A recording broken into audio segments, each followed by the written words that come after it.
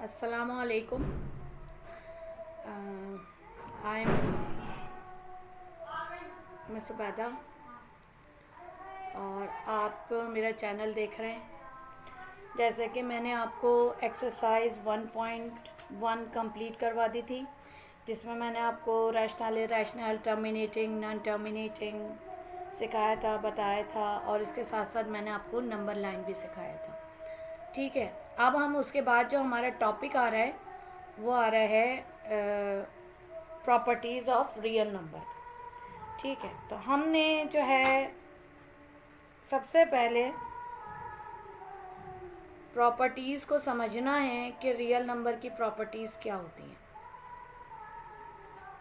ठीक है जी, properties of real numbers. अब इसमें हमें सबसे फर्स्ट वन हमारे पास आ रही है विद रिस्पेक्ट टू एडिशन में डिस्कस करेंगे हम सबसे पहले विद रिस्पेक्ट टू एडिशन। ठीक है, कैसे? सबसे पहले हम आएंगे क्लोजर प्रॉपर्टी। क्लोजर प्रॉपर्टी का मतलब ये होता है कि आप अगर कोई से भी दो रियल नंबर्स को प्लस करते हैं तो आपके पास आंसर रियल नंबर में ही आता है। ठीक है, यहाँ पे मैंने ये लिखा, उसके बाद मैं लिखूँगी जैसे कि हमारे पास है 4/5 प्लस 3/4। ठीक है, आप फ्रैक्शन को प्लस करना चाह रहे हैं, ओबियसली आप क्या करेंगे, इसका एलसीएम निकालेंगे, और एलसीएम निकालने के बाद आप इसको नीचे वाले डिनोमिनेटर से डिवाइड करेंगे और जो नंबर आएगा उसको उसके ऊपर वाले नंबर से मल्टीप्लाई करेंगे।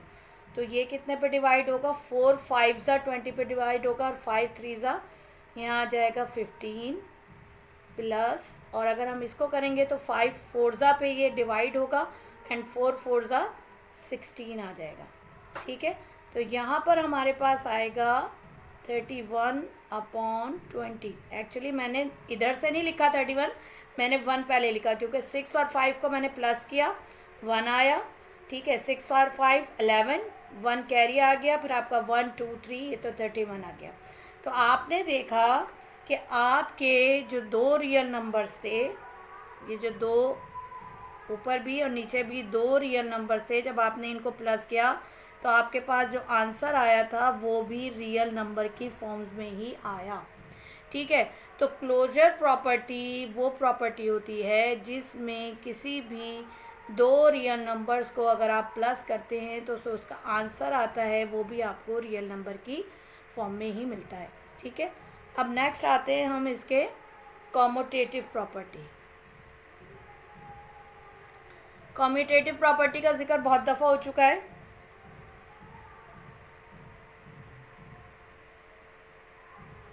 यू लिख देती हूँ मैं हमेशा यहाँ पर। इसका जिक्र बहुत दफ़ा हो चुका है, आप लोगों को आना चाहिए। मैंने पहले भी बहुत अच्छे से आपको बताया था कि कॉम्यूटेटिव प्रॉपर्टी वो प्रॉपर्टी होती है जिसमें हम प्लेस चेंज कर रहे होते हैं। ठीक है, फॉर एग्ज़ाम्पल अगर हमारे पास कोई से दो रियल नंबर हैं और उनकी हम प्लेस चेंज करते हैं तो उसके बाद हम will get the answer same answer on the both side. अच्छा, अब यहाँ पर भी कहानी यही है कि कोई से दो रियल नंबर्स को अगर आप प्लस करते हैं और प्लेस चेंज करते हैं, उसके बाद जो भी आपके पास आंसर आता है वो आपका रियल नंबर में ही होता है। ठीक है, चूँकि हम विद रिस्पेक्ट टू एडिशन बात कर रहे हैं इसलिए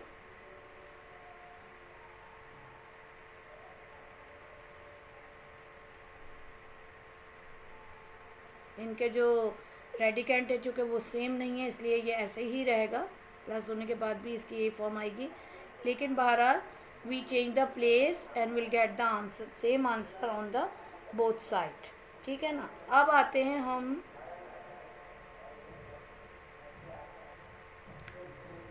एसोसिएटिव प्रॉपर्टी पर।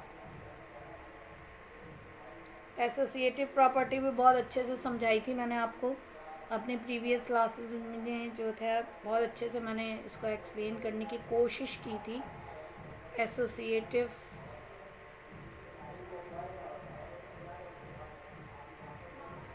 प्रॉपर्टी, ठीक है। क्या करते हैं हम इसमें, प्लेस चेंज करते हैं, ठीक है जी।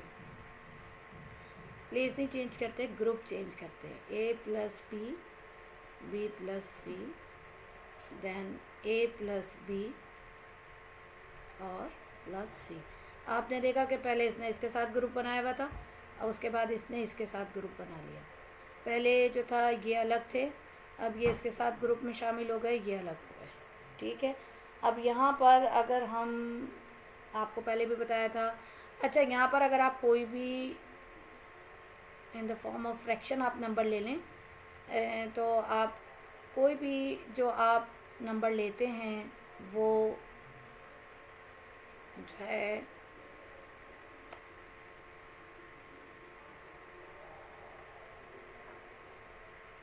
कोई और लिखते हैं नंबर, यहाँ पे हम ले लेते हैं, यहाँ पे मैं बस मिटाऊंगी इसको, बाकी तो सब सही है।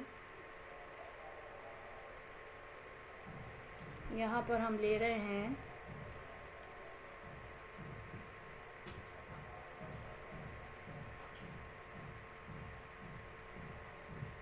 5 ले लें, ठीक है। जब आप इसको जो है ग्रुप चेंज करेंगे, अब आपने क्या करा, 1/2 प्लस 3/4। जब आप इसका आंसर निकालेंगे तो you will get the same answer on it. यह आपका काम है, आप इसको निकाल के देखिएगा और आप देखिएगा कि इसका आंसर सेम आ रहा है या नहीं आ रहा। तो अगर नहीं आ रहा हो तो मुझे बताइएगा, वैसे सेम आएगा। और ग्रुप चेंज करने के बाद भी जब हम उन सवालात को उन बोथ साइड सॉल्व करते हैं तो हमारे पास सेम आंसर आता है। तो उसको करके देखिएगा, इंशाल्लाह you will get the same answer on the both side. और ये भी हमारा एसोसिएटिव प्रॉपर्टी हो गई विद रिस्पेक्ट टू एडिशन, ठीक है जी। अच्छा, अब हम आ रहे हैं एडेटिव आइडेंटिटी पर।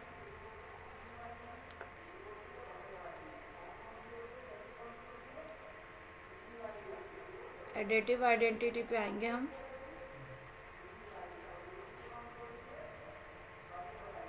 एडेटिव आइडेंटिटी क्या होती है?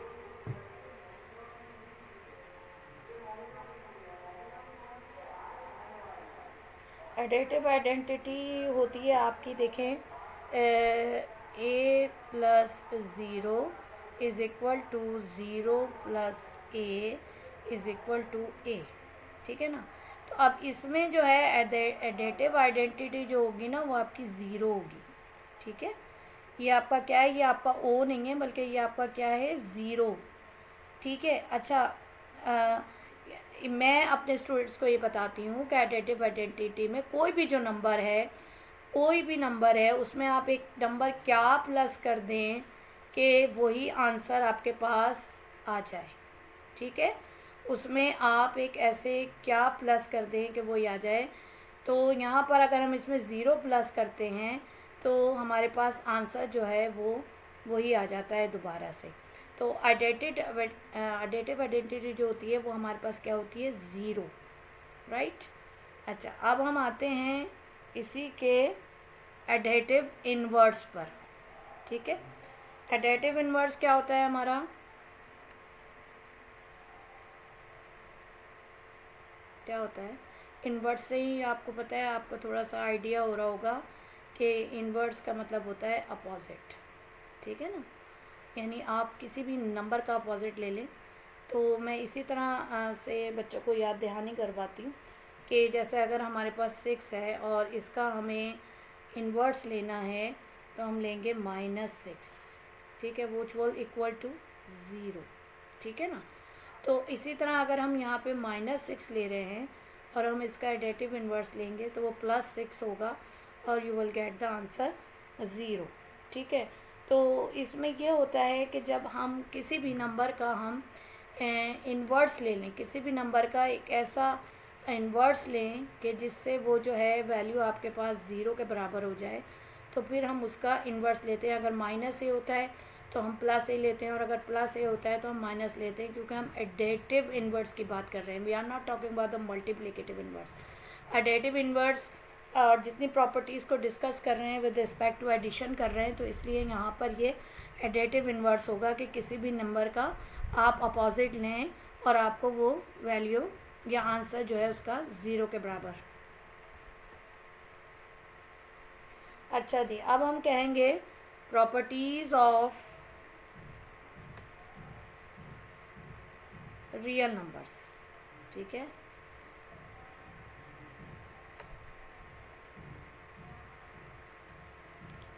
प्रॉपर्टीज़ ऑफ रियल नंबर्स ही अभी कराए, लेकिन अब क्यों करेंगे प्रॉपर्टीज़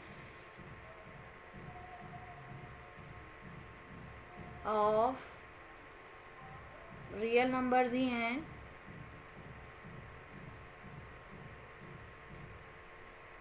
लेकिन किससे हैं, विद रिस्पेक्ट टू मल्टीप्लिकेशन।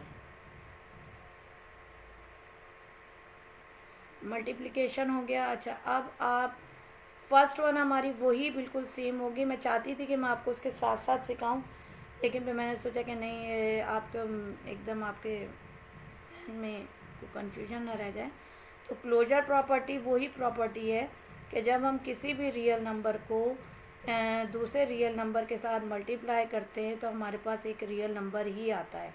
जैसे अगर हम 1/3 को मल्टीप्लाई करेंगे 5/3 से, तो हमारे पास एक रियल नंबर ही आएगा।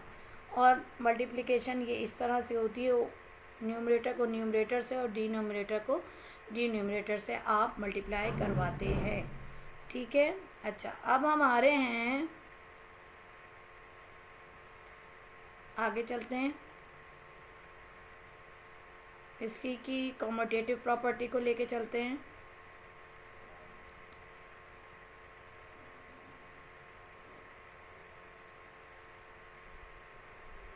इसके बाद आएगा हमारे पास कॉम्यूटेटिव प्रॉपर्टी।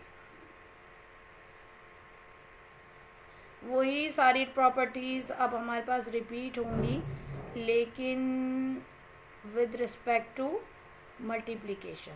ठीक है, बहुत ही इजी है कि 1/2 multiply 3/2 is equal to 3/2 multiply 1/2। तो आपके पास क्या है, 3 × 1 = 3, 4/3 × 1 = 3 4। देखिए आ गया ना। तो यही हमारी कॉम्यूटेटिव प्रॉपर्टी है कि हम प्लेस चेंज करते हैं, लेकिन उसके बावजूद हमारे पास जो है सेम आंसर आता है। माशाल्लाह से अब आपको ये जो है ना तमाम प्रॉपर्टीज़ अच्छे से रट जानी चाहिए और अच्छे से आ जानी चाहिए, क्योंकि ये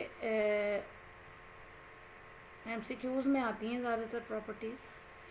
इसी तरह 1/2 था, 5/6 था, 3/4 था। ठीक है, उसके बाद 1/2 था मल्टीप्लाई 5/6 था, और उसके बाद क्या था, मल्टीप्लाई 3/4 था। ठीक है, अब 1/2 और 24 इज़ इक्वल टू, ये आ गया आपके पास, इस तरह आया, अपॉन ये आ गया। ठीक है, दोनों रियल नंबर्स को आपने मल्टीप्लाई किया, ग्रुप चेंज किया, you have got the same answer on the both side. उसके बाद हमारे पास आ जाएगा मल्टीप्लिकेटिव आइडेंटिटी। मल्टीप्लिकेटिव आइडेंटिटी में अब देखें 1 multiply by a is equal to a multiply by 1। आपके पास आंसर क्या आ रहा है, ए ही आ रहा है। ठीक है, आपने एडिटिव आइडेंटिटी में क्या किया था कि आपने उसमें क्या प्लस किया था कि आंसर वही आ गया था आपके पास, आपने ज़ीरो प्लस किया था। अभी हमने किया था शायद यहाँ पर यहाँ पर आपने, अच्छा अभी तो हम इस वक्त मल्टीप्लिकेटिव प्रॉपर्टीज़ पर चल रहे हैं। ये आ गया, देखिए ये आ गया ना, ज़ीरो प्लस किया था ये आया था। ठीक है, ये एडिटिव आइडेंटिटी था। अब हमारे मल्टीप्लिकेटिव आइडेंटिटी, मल्टीप्लिकेटिव आइडेंटिटी में वो कोई भी ऐसा नंबर जिसको आप किस नंबर से, यानी कि इसको आप किस नंबर से मल्टीप्लाई करें कि आपके पास जो है वो यही वाला नंबर जो है वो दोबारा आ जाए। ठीक है, तो 1 इज़ द मल्टीप्लिकेटिव आइडेंटिटी। सही, अब हम आते हैं मल्टीप्लिकेटिव इनवर्स पर।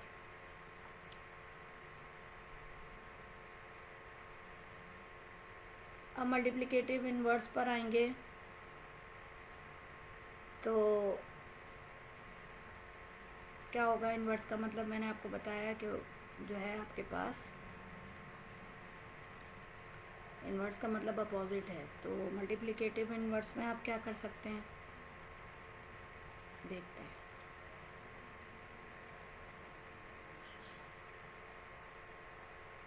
मल्टीप्लिकेटिव इनवर्स, इसमें आप क्या कर रहे हैं, इसमें आप कर रहे हैं कि अगर ए है तो उसको जो है हम किससे मल्टीप्लाई करें कि हमारे पास जो है 1 आ जाए, या अगर हमारे पास 1/a है तो हम उसको किससे मल्टीप्लाई करें कि विल गेट द आंसर 1। ठीक है ना, तो यानी यहाँ पर अगर मैं इसको इसका इन्वर्स लिख दूँ, क्योंकि आपको पता है कि मल्टीप्लाई जो होता है उसका जो इन्वर्स होता है क्या होता है, डिवाइड, और डिवाइड का जो है इन्वर्स क्या होता है, मल्टीप्लाई। ठीक है ना, तो इसको ए को अगर आप 1/a कर दें तो ये इससे कैंसिल होने के बाद आपके पास 1 आ जाएगा।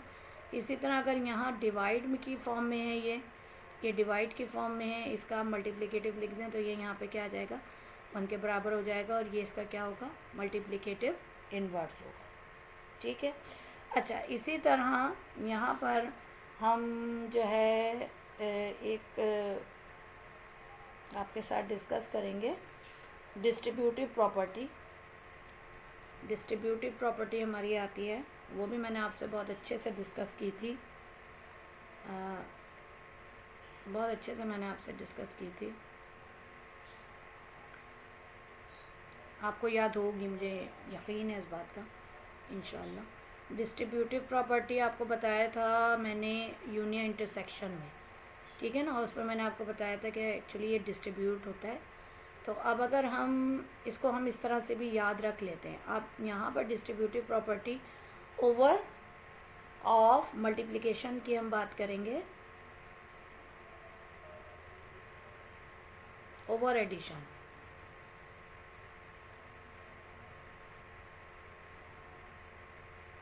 ठीक है, ओवर एडिशन कैसे, ए बी प्लस सी। ठीक है ना, ये मल्टीप्लाई हो रहा है और ये ओवर एडिशन हो रहा है। ठीक है, अब क्या होगा कि ये जो है अलग अलग इससे मल्टीप्लाई होगा तो ये आएगा ए बी प्लस ए सी। देखें डिस्ट्रीब्यूशन हुई ना, चाहे वो मल्टीप्लाई की फॉर्म में ही हुई लेकिन डिस्ट्रीब्यूशन हुई। ठीक है, तो ये हो गया distributive property of multiplication over addition. ठीक है, अच्छा कहीं पे ये लिखा हुआ होता है आपके पास, कहीं पे आपके पास ये आ रहा होता है कि मैं बताती हूँ आपको कि आपके पास क्या आ रहा होता है। कहीं कहीं हमारे पास ऐसा हो रहा होता है कि अगर हमारे पास लिखा हुआ है 3 और 5 + 7, ठीक है ना, तो जाहिर सी बात है ये इस तरह से डिस्ट्रीब्यूट हुआ 5 मल्टीप्लाई बाय 3 मल्टीप्लाई बाय 5 आएगा।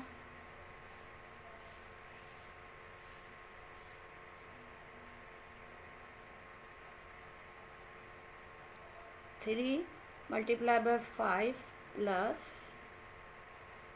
और 3 मल्टीप्लाई बाय 7, ठीक है। अच्छा, उसके बाद जो है, अब अगर यही इसी तरह से लिखा हुआ आपको मिल जाए, जैसे 3+7, तो यहाँ पे अगर लिखा हुआ नज़र आ जाएगा ये 2, तो ये जो है हमारा यहाँ लेफ़्ट साइड पे लिखा हुआ था और ये हमारा यहाँ पे राइट साइड पे लिखा हुआ था, ठीक है ना। तो ये लेफ़्ट डिस्ट्रीब्यूटिव प्रॉपर्टी हो जाएगी आपकी, लेफ़्ट डिस्ट्रीब्यूटिव प्रॉपर्टी, ठीक है। और ये राइट हो जाएगी, यानी कि यहाँ से अगर आप चलेंगे तो फिर यहाँ पे क्या होगा कि आपने जो है पहले इसको इससे करना है और फिर उसके बाद जो है ना इसको इससे करना है। तो ये हो जाएगा 3 × 7 + 7 × 2 है, तो वही यहाँ पर लिखना था 2, राइट। यहाँ पर आ गया आपके पास 2, ये आ गया, ठीक है जी। तो ये आपकी राइट डिस्ट्रीब्यूटिव प्रॉपर्टी हो गई। ये आपकी बुक में दिया हुआ है तो मैंने इसको डिस्कस कर दिया है आपसे। अच्छा देखें, अब इसके बाद जो है ना, इसके जो बाद है, ये जो अभी मैंने आपको डिस्कस किया आपसे, वो डिस्कस की मैंने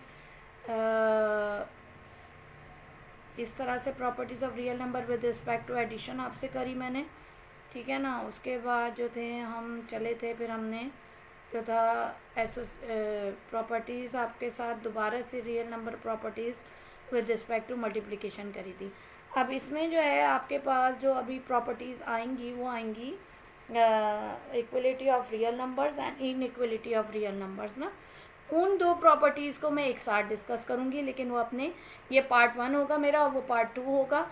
उसमें मैं आपको जो है ये दो प्रॉपर्टीज़ इक्वलिटी और इनइक्वलिटी की एक साथ डिस्कस करूँगी। इसके साथ डिस्कस नहीं कर रही, ये आपके जहन में जो है ना थोड़ा सा कंफ्यूज कर देती है स्टूडेंट्स को, इसलिए इसके साथ डिस्कस नहीं करूँगी। इंशाल्लाह अपनी नेक्स्ट वीडियो में आपके साथ ये वाली इक्वलिटी और इनइक्वलिटी की प्रॉपर्टीज़ ऑफ रियल नंबर्स इंशाल्लाह डिस्कस करूँगी आपके साथ, ठीक है ना।